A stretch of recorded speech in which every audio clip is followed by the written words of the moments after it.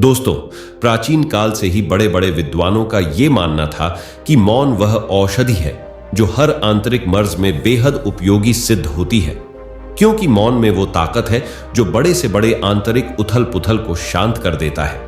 उन विद्वानों का यह भी मानना था कि दुनिया की सबसे तेज छुरी हमारी जुबान है और दुनिया के सबसे खतरनाक हथियार हमारे शब्द हैं, जो बिना किसी खून खराबे के लोगों को अंदर ही अंदर मार सकते हैं। कहा जाता है कि तलवार का दिया घाव भर जाता है, लेकिन जुबान का दिया घाव कभी नहीं भरता। दोस्तों, वास्तव में यदि देखा जाए तो हमारे शब्द ही हमारी सबसे बड़ी ताकत है, लेकिन यह कभी कभी हमारी सबसे बड़ी कमजोरी भी हो सकते हैं अगर हमें नहीं पता कि कब, कहां, क्या और कितना बोलना है। यदि हम सही समय पर सही इरादे के साथ सही शब्दों का प्रयोग करते हैं तो यह हमें एक सफल और बुद्धिमान व्यक्ति बनाता है, लेकिन अगर हम सही समय पर सही इरादे से सही शब्दों का इस्तेमाल नहीं करते हैं तो यह हमारे जीवन को नर्क से भी बदतर बना सकता है। तो दोस्तों, आज मैं आपको मौन के ऊपर एक कहानी सुनाऊंगा जो आपके जीवन को एक नई दिशा देने वाली है, आपको मौन की शक्ति का एहसास करवाने वाली है। तो चलिए कहानी शुरू करते हैं। एक समय की बात है, जापान में एक बहुत ही प्रसिद्ध बौद्ध भिक्षु हुए जिनका नाम था रिझाई। रिझाई अकेले रहते थे, जंगल के पास, दुनिया के शोर शराबे से दूर। रिझाई एक बहुत ही बड़े ध्यानी और आत्मज्ञानी व्यक्ति थे और इसीलिए वह पूरे जापान में बहुत प्रसिद्ध थे। एक दिन एक राजकुमार रिझाई के पास आया। उस समय वह ध्यान की अवस्था में थे। राजकुमार उन्हें प्रणाम करके वहीं बैठ गया। तब रिझाई ध्यान से बाहर आए। उन्होंने राजकुमार से पूछा, क्या बात है? तब राजकुमार अपनी बात रखते हुए बोला, हे महात्मन, मैं हमेशा थका हुआ, निराश और परेशान महसूस करता हूं। मेरा मन बहुत विचलित रहता है।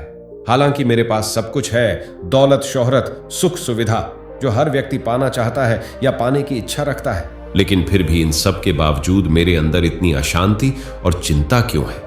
रिझाई ने कहा, इस प्रश्न का उत्तर तो तुम जानते हो, बस तुमने कभी इसकी तलाश नहीं की। रिझाई ने आगे कहा, मैं एक प्रयोग करना चाहता हूं, क्या तुम करना चाहोगे? इस प्रयोग के बाद तुम्हारे जीवन में किसी भी तरह की अशांति और चिंता नहीं रहेगी।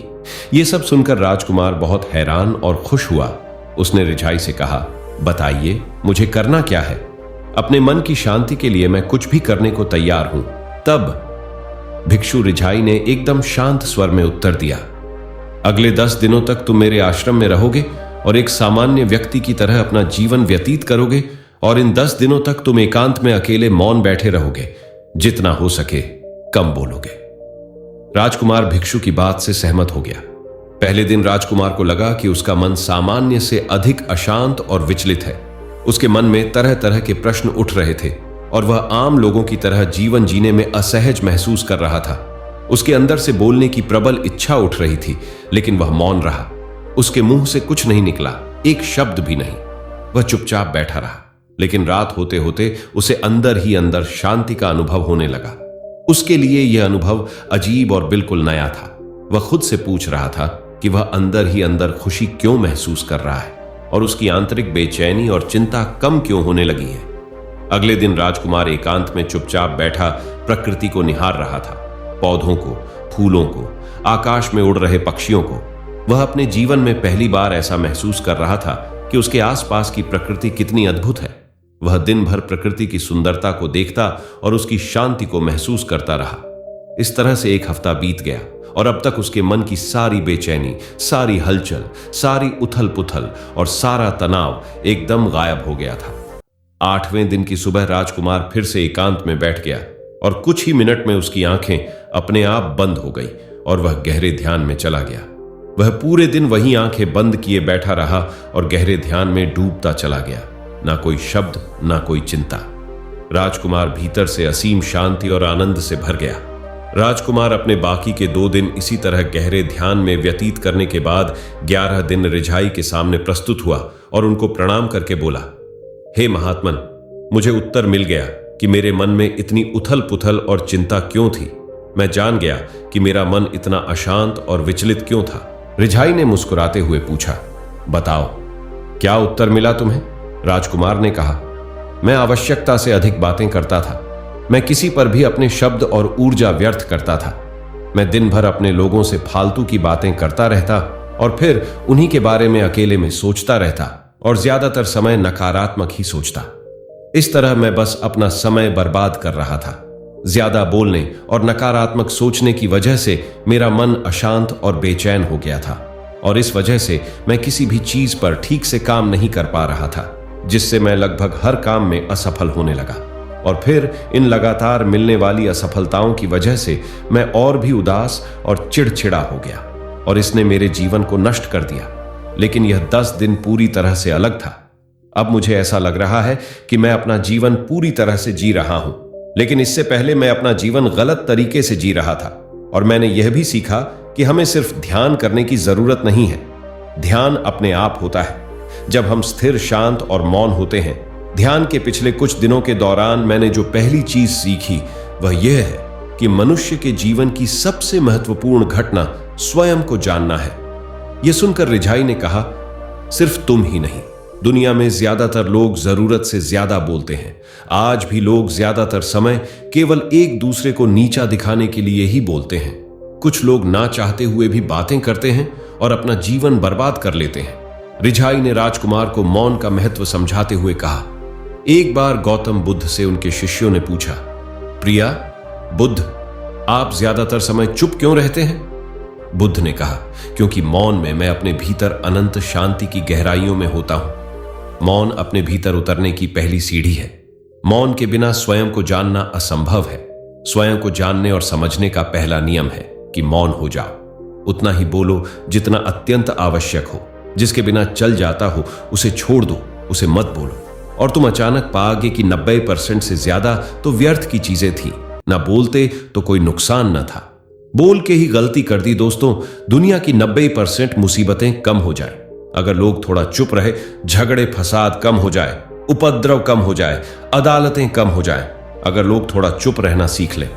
संसार की बहुत सारी समस्याएं, बहुत सारा उपद्रव सिर्फ बोलने से पैदा होते हैं। सारी बात मौन सीखने की है।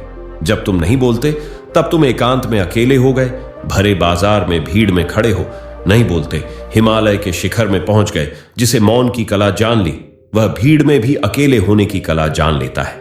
वह अपने भीतर ही डुबकी लगाने लगता है। एकांत में तो आदमी स्वर्ग में है। दूसरे की उपस्थिति ही बेचैनी पैदा करती है। पहले तो मौन को साधो, अपनी ऊर्जा को मौन में उतरने दो, उसे गहराने दो और उस स्थिति में मौन को लेकर जाओ कि बोलते ही लगे कि बेईमानी हो गई।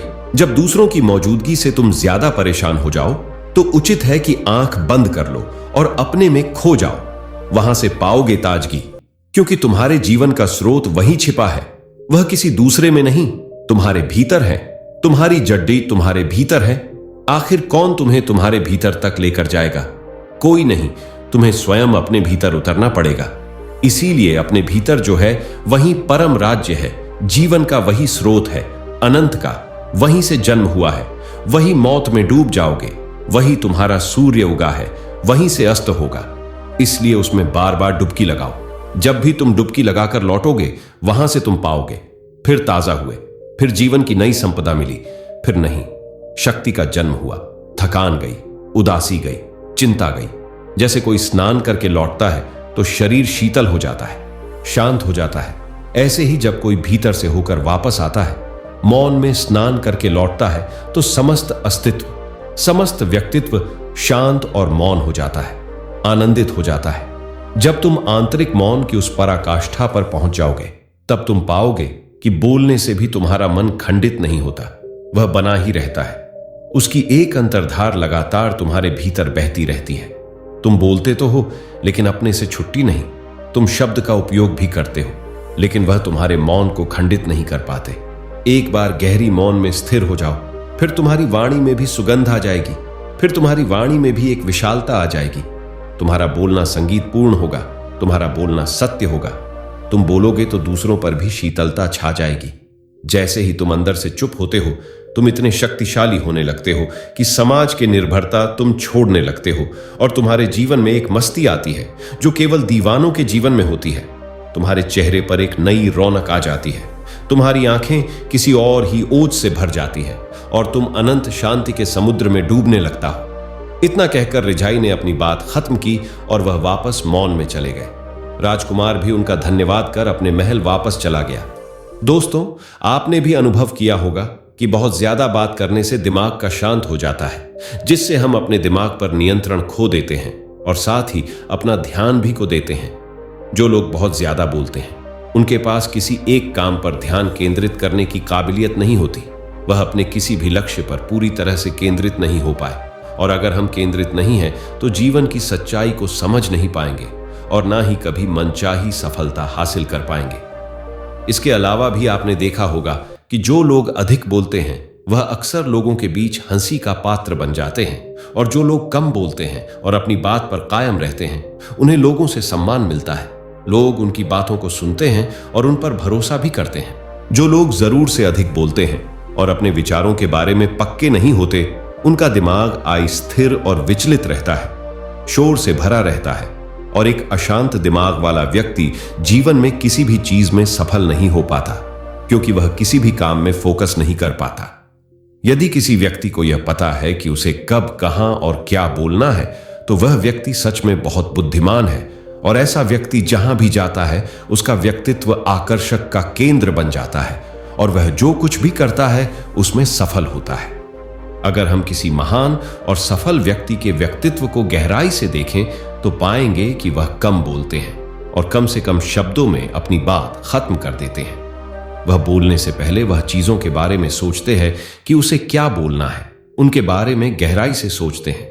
लेकिन जो लोग बहुत ज्यादा बोलते हैं, बहुत बार वह झूठ भी बोलते हैं और अपनी बातों से दूसरों के मन और विचारों पर कचरा डालते रहते हैं। वह ज्यादातर समय दूसरों की बुराई करते रहते हैं, इसीलिए उनके अपने भी उनसे नफरत करने लगते हैं और उससे बचने की कोशिश करते हैं। हमारे भारतीय उपनिषदों में कहा गया है कि हमारे शब्द वास्तविक ब्रह्म शक्ति है। मौन से धैर्य आता है, धैर्य से ध्यान, और ध्यान से हम अपने जीवन के बारे में जागरूक हो जाते हैं। इसीलिए अगर हम ज्यादा बात करते हैं तो हम मौन को खो देते हैं, जो मन की शांति का पहला स्तंभ है। तो दोस्तों, आज के लिए बस इतना ही।